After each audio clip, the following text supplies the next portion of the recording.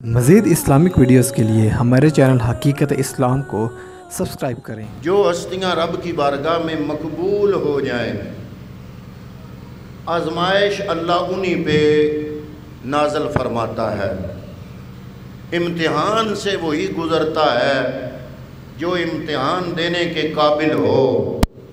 Primary پاس بچہ کبھی بھی ایم اے کے امتحان میں نہیں بیٹھتا۔ اللہ رب العالمین صرف ان لوگوں کو آزماتا ہے جو اللہ کے راستے پہ چلتے ہیں۔ اسی وجہ سے اس کائنات میں سب سے زیادہ جن پر مصیبتیں نازل ہوئیں وہ ایک گروہ ہے، اور اس گروہ کا نام ہے انبیاء کرام۔ اللہ رب العالمین نے تمام انبیاء جو کہ گناہوں سے معصوم ہیں، پاک ہیں، ان انبیاء پر اپنی آزمائشیں اور امتحان نازل کیے۔ پہلا انسان حضرت آدم علیہ السلام، اللہ نے عظمتیں بھی بڑی دی، ابو البشر بنایا، اپنی پسندیدہ روح حضرت آدم میں پھونکی، پھر مسجود ملائکہ بنایا، سجا کے سنوار کے جنت کے لباس پہنا کے تخت پہ بٹھا کے ساری کائنات کے فرشتوں کو سامنے جھکا کے سجدہ کروایا، مسجود ملائکہ بنایا۔ لیکن چھوٹی سی لغزش ہو گئی، اور اس لغزش کے بارے میں بھی اللہ کا قرآن گواہ ہے۔ اللہ نے قرآن مجید میں بیان کیا، ورنہ سے یا ولم نجد لہو عزما، آدم نے دل میں کوئی ارادہ نہیں کیا تھا گناہ کا، بھول گیا۔ میں نے کہا یا اللہ ہم روزہ رکھ کے بھول جائیں، کھا پی لے، ہمارا روزہ بھی نہیں ٹوٹتا۔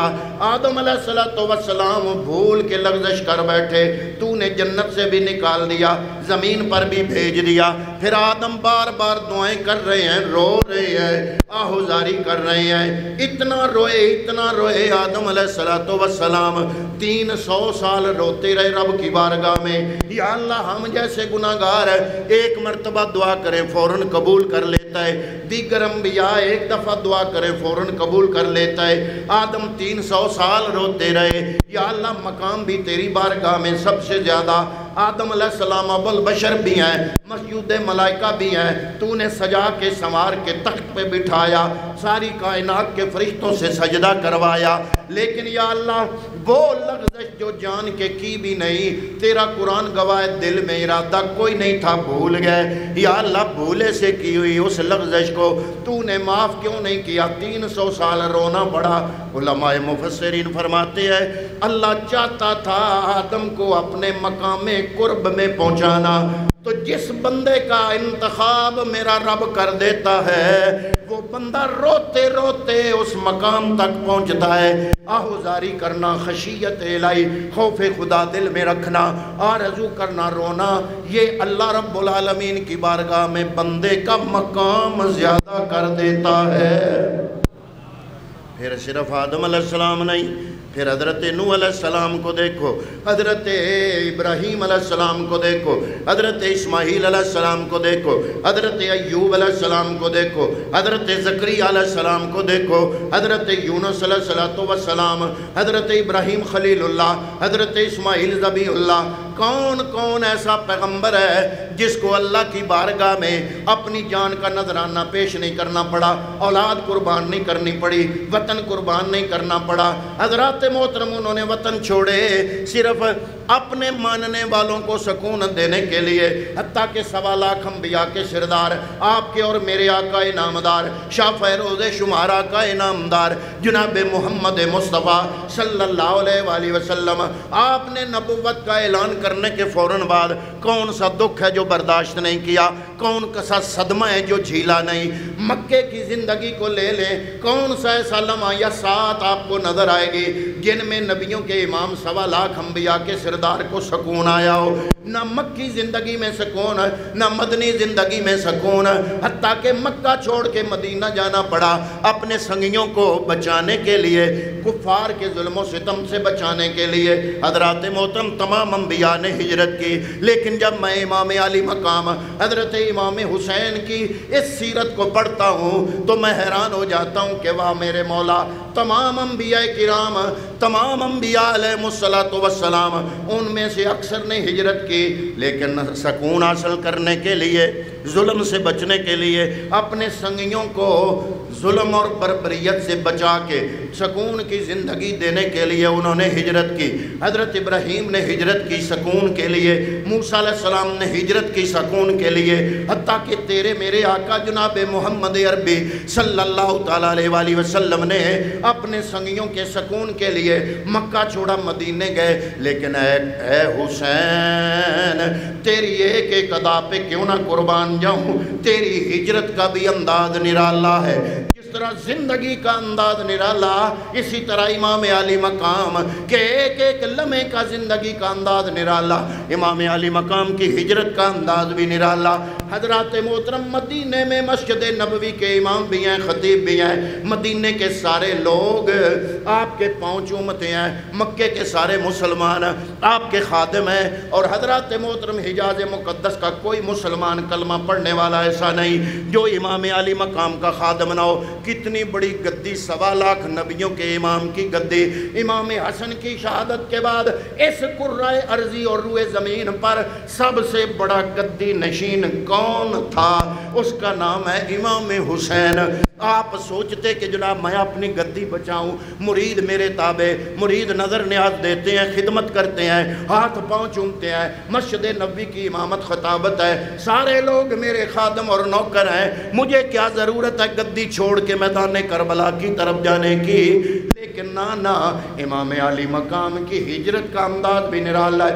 اے امام، باقی تمام نے ہم ہجرت کی سکون حاصل کرنے کے لیے، آپ یہ کیا ہجرت کر رہے ہیں؟ فرمایا میں مدینے اور مکے کا سکھ قربان کر کے سکون چھوڑ کے ذبح گاہ اور قتل گاہ کی طرف میدان کرب و بلا میں اپنا کنبہ کٹانے کے لیے ہجرت کر رہا ہوں۔ حسین گلشن اسلام کر گئے روشن، جلا جلا کے نشے من بجھا بجھا کے چراغ۔ پھر امام علی مقام جب میدان کرب و بلا میں آ کے ڈیرے ڈال لیتے ہیں، سامنے یزیدی لشکر آتا ہے۔ جیسے میں پچھلے جمعے پہ گزارش کی، آپ نے 3 باتیں ان کے سامنے رکھی۔ پہلی بات یہ ہے کہ مجھے واپس مدینے جانے دو، اگر یہ قبول نہیں مجھے سرحدی مقامات کی طرف جانے دو، میں وہاں اپنی زندگی گزار لوں گا، تمہیں نہیں چھیڑوں گا۔ یا اگر دونوں باتیں قبول نہیں، پھر تیسری بات، مجھے ڈائریکٹ یزید کے سامنے لے جاؤ، میں خود اس سے مذاکرات کر لوں گا۔ انہوں نے کہا نہیں نہیں، یزید نے ڈیوٹی لگائی ہے ابن زیاد کی، ابن زیاد نے اپنا سپہ سالار عمر بن سعد کو 12,000 کا لشکر دے کر یہ میدان کربلا میں بھیجا ہے، اور حکم دیا ہے یا حسین کا سر لاؤ یا حسین کی بیعت لاؤ۔ آپ نے فرمایا، تاریخی جملہ بولا، آپ نے فرمایا میرے جیسا اس جیسے کی بیعت نہیں کر سکتا۔ حضرات محترم، آپ نے 2 محرم کو ڈیرہ لگایا، وہاں پر بھی آپ نے درس عبرت دیا، آپ نے 3 محرم کو بھی درس عبرت دیا۔ امام علی مقام نے جو خطبے میدان کرب و بلا میں یزیدی لشکر کے سامنے دیے، ان سب کا لب لباب یہی ہے، اے یزیدیو، میں آل رسول ہوں، جس نبی کا کلمہ پڑھتے ہو اس کا نواسا اس وقت روئے زمین پر سوائے میرے کوئی نہیں ہے، اور مجھے دیکھو ایسا نہ ہونا کہ قیامت کے دن تمہیں پچھتانا پڑے۔ آپ یہ زندگی کی بھیک نہیں مانگ رہے تھے، اپنی زندگی بچانے کے لیے یہ درس نہیں دے رہے تھے، اس لیے دے رہے تھے کہ کل قیامت کے دن ان یزیدیوں کو رب کی بارگاہ میں کوئی بہانہ نہ مل سکے کہ جناب ہمیں پتہ نہیں چل سکا۔ امام علی مقام نے فرمایا، اب بھی جب نماز پڑھتے ہو اللہم صلی علی محمد وعلی آل محمد، اس آل محمد کے لفظ میں سب سے پہلے اس وقت اس روئے زمین پر کوئی بندہ آتا ہے تو وہ میں حسین ہوں، اور میرے خون سے اپنے ہاتھوں کو رنگین نہ کرو۔ لیکن وہ بضد تھے۔ 9 محرم الحرام کو انہوں نے مقابلے کی دعوت دی۔ آپ نے فرمایا کہ یہ رات مجھے مہلت دے دو، میں اپنے رب کو منانا چاہتا ہوں، دل کھول کے اپنے رب کی بارگاہ میں تذلل کرنا چاہتا ہوں، سجدوں سے نمازوں سے یہ رفعت کی سحر ہے، سجدوں سے نمازوں سے یہ رفعت کی سحر ہے، رونے کی تذلل کی عبادت کی سحر ہے، ہائے یہ سحر رنج و مصیبت کی سحر ہے، عاشور محرم ہے، شہادت کی سحر ہے، اور لٹنے کا تباہی کا پریشانی کا دن ہے، اولاد پیمبر کی یہ قربانی کا دن ہے۔ اس رات ساری رات آل بیت اطہار کے خیموں سے قرآن پاک پڑھنے کی آوازیں آتی رہیں، اللہ کے ذکر کی آوازیں آتی رہیں، رب کو یاد کرنے کی آوازیں آتی رہیں۔ حضرات محترم تفصیل میں پچھلے جمعے پہ بیان کر چکا ہوں، اب میں آگے جانا چاہتا ہوں۔ 10 محرم الحرام کی صبح فجر کی نماز ادا کرنے کے بعد جب رن پڑا تو کیا ہوا؟ حضرات محترم سب سے پہلے امام علی مقام امام حسین کے جو جانثار تھے، جو آل رسول کے افراد نہیں تھے، 72 میں سے آل رسول کے افراد 18 تھے، 72 میں سے 18 کو نکالو، باقی جو بچتے ہیں مجھے بتاؤ وہ کون تھے؟ وہ لوگ جو صحابہ پر تان و تشنیع کے تیر برساتے ہیں، غلاظت انڈیلتے ہیں، وہ بتائیں کہ آل رسول کے ذاتی افراد کے علاوہ وہ کون لوگ تھے؟ وہ یا صحابہ تھے یا صحابہ کی اولاد تھی۔ وہ کوئی جنگ کرنے ساتھ نہیں آئے تھے، وہ خدمت کرنے ساتھ آئے تھے، جنگ کرنے کا کسی کو پتہ ہی نہیں تھا۔ اگر یہ پتہ ہوتا کہ امام علی مقام کے سامنے 12,000 کا لشکر یزیدی لے آئیں گے، مدینے میں کوئی بندہ پیچھے نہ رہ جاتا، مکے میں کوئی بندہ پیچھے نہ رہ جاتا، سارے صحابہ تو صحابہ کی اولاد، مکہ مدینہ سارا حجاز مقدس امام علی مقام کے ساتھ ہوتا۔ لیکن سب کو چونکہ پتہ ہے 1400 خط بھیجنے والے، وہ اپنے آپ کو شیعان علی کہتے تھے، وہ جو خط لکھتے تھے اپنے آپ کو شیعان علی کہتے تھے، انہوں نے 1400 خط لکھے، وہ 1400 خطوط امام علی مقام نے تھیلے کے اندر محفوظ رکھے، اور جب یہ یزیدی لشکر سامنے آیا وہ سارے خطوط سامنے کیے، ایک ایک بندے کو مخاطب کیا، فلاں تم نے یہ خط لکھا، اے فلاں تم نے یہ خط لکھا، لیکن وہ سارے مکر گئے، انہوں نے کہا ہم نے کوئی خط نہیں لکھا۔ حضرات محترم جب جنگ چھڑی، آل رسول کے افراد سے پہلے وہ لوگ جو جانثار تھے ان سب نے پہلے اپنی اپنی قربانیاں پیش کی۔ میں پچھلے جمعے پہ بیان کر چکا ہوں، حور بن یزید جو یزیدی لشکر میں تھا مخالف لشکر میں، لیکن اللہ رب العالمین نے اس کو چن لیا۔ ادھر بھی نمازیں تھیں ادھر بھی نمازیں تھیں، فرق صرف یہ تھا ادھر والے جہنمی کیوں تھے ادھر والے جنتی کیوں تھے؟ وہ آل رسول کے مخالف تھے، یہ آل رسول پہ اپنی جانیں قربان کرنے والے تھے۔ پہلے حور بن یزید یزیدی لشکر میں تھا، پھر امام علی مقام کا خطبہ سن کے اثر ایسا ہوا کہ عمر بن سعد کو کہتا ہے میں حسین کے لشکر میں جا رہا ہوں۔ حور بن یزید سب سے پہلے آیا، اس نے جام شہادت نوش کیا، اس کے بعد باقی 72 جان نثار، ان میں سے جو آل رسول کے افراد کے علاوہ لوگ تھے انہوں نے اپنی اپنی جانوں کا نذرانہ پیش کیا۔ ان کے بعد حضرت عبداللہ ابن مسلم سب سے پہلے شہید ہوئے۔ حضرت عبداللہ ابن مسلم کے بعد حضرت عقیل کی اولاد ایک ایک کر کے آتے رہے، امام علی مقام امام حسین پہ قربان ہوتے رہے۔ آل عقیل کے بعد مولا کائنات مولا علی المرتضیٰ شیر خدا رضی اللہ تعالیٰ عنہ کے بیٹے حضرت جعفر بن علی، حضرت ابو بکر بن علی، حضرت عمر بن علی، حضرت عثمان بن علی، حضرت عباس بن علی، حضرت حسین بن علی، یہ سارے بیٹے مولا علی کے ہیں۔ لیکن عباس بن علی اور حسین بن علی کی باری بعد میں آئی۔ جو سب سے پہلے آل رسول میں سے مولا علی کے بیٹوں میں سے سب سے پہلے جو شہید ہوا اس کا نام ہے ابو بکر بن علی۔ اس کے بعد جو شہید ہوا عمر بن علی، اس کے بعد جو شہید ہوا عثمان بن علی، میں پوچھتا ہوں جناب آج کل ملنگ باقی سب کی شہادتیں بیان کرتے ہیں، ان کی شہادتیں کیوں نہیں بیان کرتے؟ کیا یہ مولا علی کے بیٹے نہیں ہیں؟ کیا یہ ان کی رگوں میں علی کا خون نہیں ہے؟ جناب ہیں بھی مولا علی کے بیٹے اور علی کی اولاد ہیں، لیکن ان کا نام اس لیے نہیں لیتے کہ ان کا قصور صرف یہ ہے کہ مولا علی نے اپنے بیٹوں کے نام صحابہ کرام کی محبت میں پہلے بیٹے کا نام ابو بکر صدیق کے نام پہ ابو بکر بن علی رکھا، دوسرے بیٹے کا نام عمر فاروق کے نام پہ عمر رکھا، تیسرے بیٹے کا نام حضرت عثمان کی محبت میں مولا علی نے عثمان بن علی رکھا، چوتھے بیٹے کا نام جعفر بن علی رکھا۔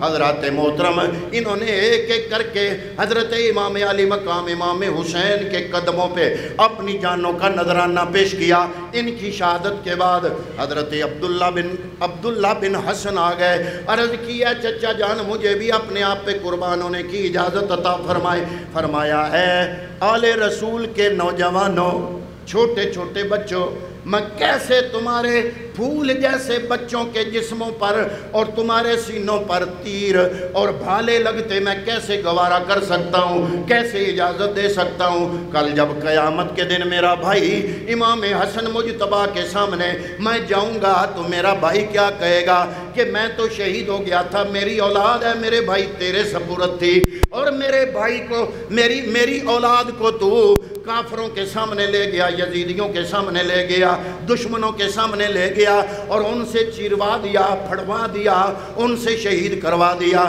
نہیں، میں اپنے بھائی حضرت امام حسن کے سامنے شرمندہ ہونا نہیں چاہتا، لیکن منت کی کہ جناب کل قیامت کے دن جب ہمارے باپ پوچھیں گے کہ جب حسین پہ مشکل وقت آیا تو تم کہاں تھے، ہم کیا جواب دیں گے؟ چاروں ناچار اجازت ملنے پر حضرت عبداللہ بن حسن گئے۔ امام حسن کی اولاد میں سے امام حسین کے بڑے بھائی امام حسن مجتبیٰ، ان کی اولاد میں سے سب سے پہلے جو شہید ہوئے وہ عبداللہ بن حسن ہے۔ عبداللہ بن حسن کی شہادت کے بعد حضرت قاسم بن حسن آ گئے، عرض کیا ہے چچا جان مجھے بھی اپنے آپ پر نچھاور ہونے کی اجازت دے دو۔ آپ نے فرمایا ہے میرے بیٹے میں تمہیں دیکھتا ہوں تو مجھے اپنا بھائی امام حسن مجتبیٰ یاد آ جاتے ہیں، تیری شکل امام حسن مجتبیٰ سے ملتی جلتی ہے، تجھے دیکھتا ہوں تو اپنا بھائی یاد آ جاتا ہے، تمہیں میں کیسے اجازت دوں؟ ابھی 19 سال تیری عمر ہے۔ یہ کون ہے قاسم بن حسن؟ یہ وہ ہے جس کے ساتھ امام حسین کی بیٹی حضرت سکینہ کا مستقبل وابستہ ہے، ان کی منگنی ہوئی ہے، نسبت ہوئی ہے حضرت سکینہ کے ساتھ، اور امام حسین کے داماد بھی ہیں، امام حسین کے بھتیجے بھی ہیں۔ عرض کرتے ہیں کہ جناب کل قیامت کے دن جب میرے والد محترم مجھ سے پوچھیں گے کہ جب حسین پہ مشکل وقت آیا تو تو نے میرے بھائی حسین کے لیے کیا کیا، تو میں کیا جواب دوں گا؟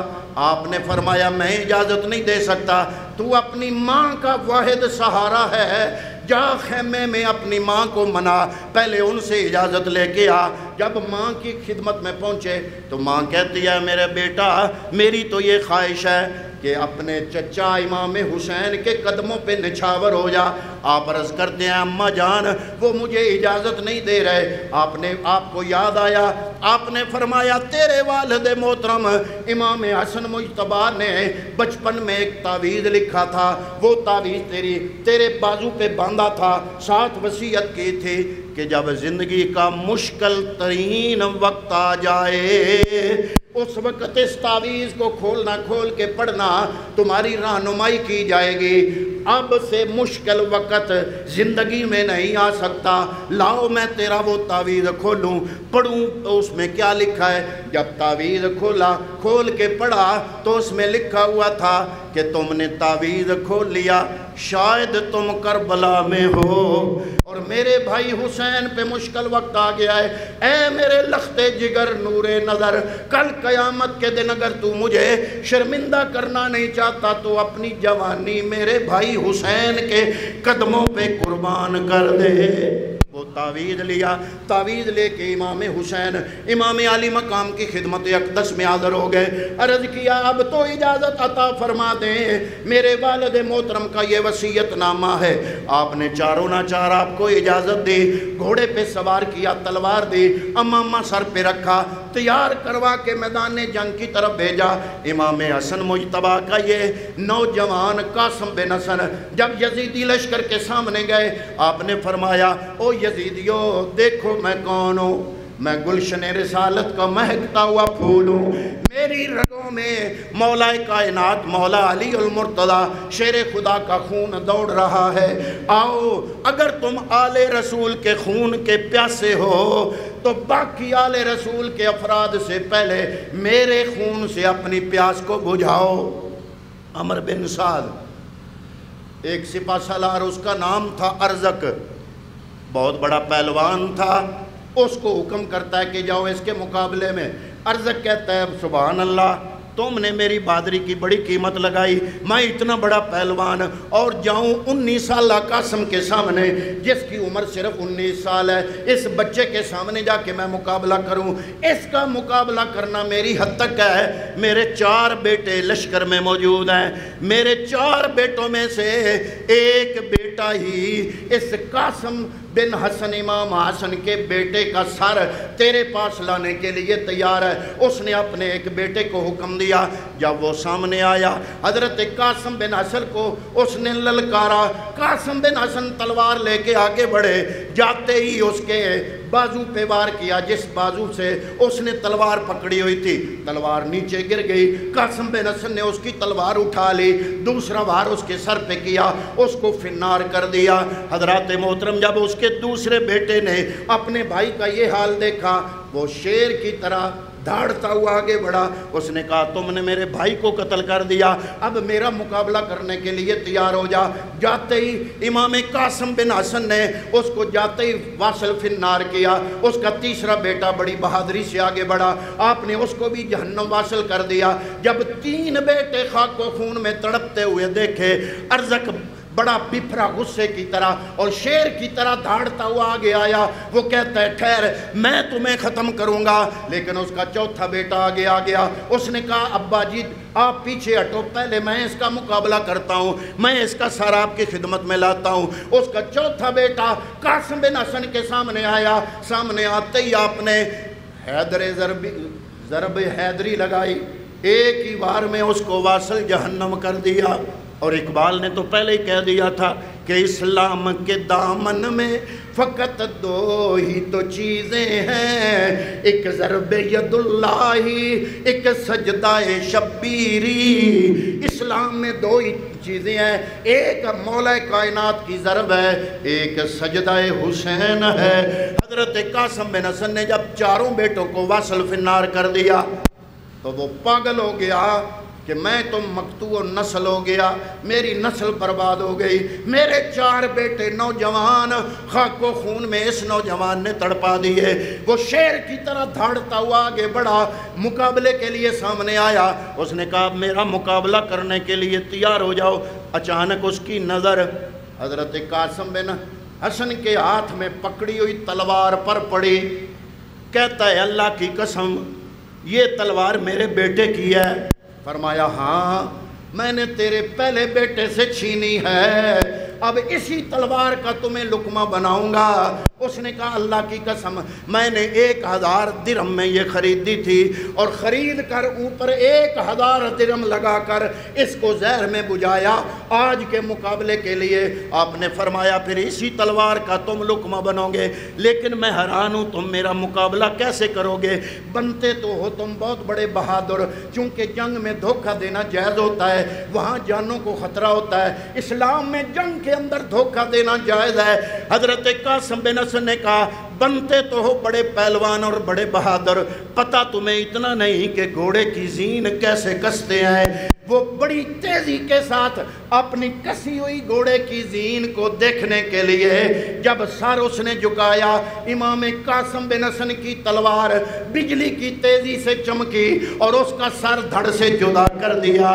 آپ نے چھلانگ لگائی، اس کے گھوڑے پہ بیٹھ گئے، اس کا گھوڑا لے کر اور اپنا گھوڑا لے کر خیموں کی طرف آئے۔ یا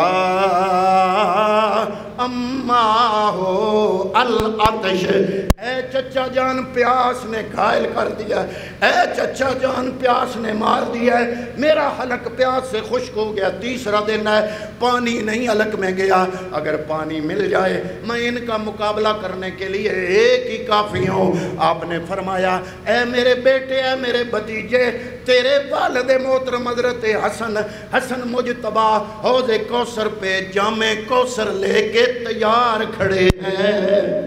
حضرات محترم، ادھر آپ کی والدہ ماجدہ حضرت قاسم بن حسن کی والدہ مصلی پہ بیٹھی خیمے کے اندر، حضرت بی بی زینب خیمے کے دروازے پہ کھڑی ہو کے امام حسین کو دیکھ رہی ہے۔ امام حسین ٹیلے پہ کھڑے ہو کے جنگ کا نظارہ دیکھ رہے ہیں۔ حضرت قاسم بن حسن کو بلایا قریب، فرمایا بیٹے میری زبان چوس لے، تھوڑی بہت تری آ جائے گی، تھوڑی بہت تری آ جائے گی، میری زبان چوس کے پھر یزیدی لشکر کے سامنے جا۔ قاسم بن حسن نے حسین کی زبان چوسی، زبان چوس کے پھر لشکر یزید کے سامنے گئے، جا کے لڑنے کے لیے تیار ہو جاؤ۔ فرمایا میں علی شیر خدا کا، علی شیر خدا کے گھرانے کا پھول ہوں، میری رگوں میں مولا علی کا خون دوڑ رہا ہے۔ عمر بن سعد نے للکار کے کہا اے کوفیو خبردار، ایک ایک کر کے اس کے سامنے نہ جانا، یک بارگی اس پر حملہ کرو، کیونکہ اکیلے اکیلے یہ علی کا شیر ہے، یہ قابو میں آنے والا نہیں ہے، اس نے ہمارا پہلے بڑا نقصان کر دیا ہے، اس پر یک بارگی چاروں طرف سے حملہ کرو۔ کہیں سے جناب تیر آ رہے ہیں، کہیں سے نیزے آ رہے ہیں، کہیں سے تلواروں کا حملہ ہو رہا ہے، کہیں سے کوئی حملہ، کہیں سے کوئی حملہ۔ حضرات محترم، پھر ابو بکر بن حسن حضرت قاسم بن حسن کے سر پر شیس بن سعد اس نے تلوار کا وار کیا۔ جب سر پہ وار ہوا حضرت قاسم بن حسن گھوڑے سے نیچے گرے۔ امام علی مقام امام حسین خیمے کے سامنے ٹیلے پہ کھڑے ہو کے جنگ کا نظارہ فرما رہے ہیں۔ جب قاسم بن حسن گھوڑے سے گرا، حسین ٹیلے پہ گرے، بی بی زینب دروازے پہ کھڑی تھی، خیمے کے دروازے پہ کھڑی تھی، بی بی زینب حسین کی بہن خیمے کے دروازے پہ گری۔ قاسم بن حسن کی ماں خیمے کے اندر مصلی پہ بیٹھی ہوئی اللہ کو یاد کر رہی تھی، یا اللہ میرے لاڈلے کی شہادت بھی قبول فرما لے۔ جب اس نے بی بی زینب کو گرتے دیکھا، فوراً سجدے میں چلی گئی، یا اللہ تیرا شکر ہے، لگتا ہے میرا لاڈلہ بھی شہید ہو گیا ہے۔ حسین گلشن اسلام کر گئے روشن، جلا جلا کے نشے من بجھا بجھا کے چراغ۔